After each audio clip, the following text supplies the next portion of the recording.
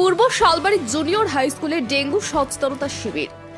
Dengue প্রতিরোধে সচেতনতা গড়ে তুলতে পূর্ব শালবাড়ি জুনিয়র হাই স্কুলে আয়োজিত হল বিশেষ সচেতনতা শিবির।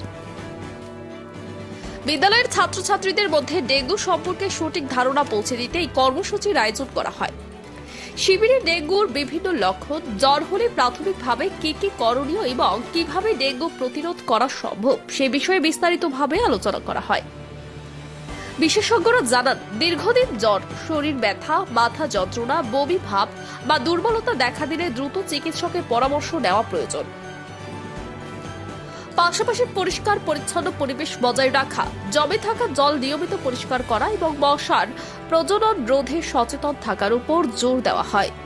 অনুষ্ঠানে প্রজেক্টরের মাধ্যমে বিভিন্ন সচেতনতামূলক স্লাইড প্রদর্শন করা হয়, যাতে ছাত্রছাত্রীরা সহজভাবে বিষয়গুলি বুঝতে পারে। এছাড়াও বিদ্যালয় চত্বরে ডেঙ্গু প্রতিরোধ সংক্রান্ত ব্যানার টাঙানো হয়। বিদ্যালয় কর্তৃপক্ষ জানায়, শুধুমাত্র পাঠ্য শিক্ষা নয়, সমাজ ও স্বাস্থ্য বিষয়ে সচেতন নাগরিক গড়ে তোলাও শিক্ষা প্রতিষ্ঠানের অন্যতম দায়িত্ব।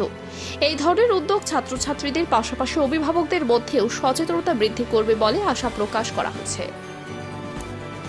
Bureau report, UB live news. খবর যখন আমরা তখন।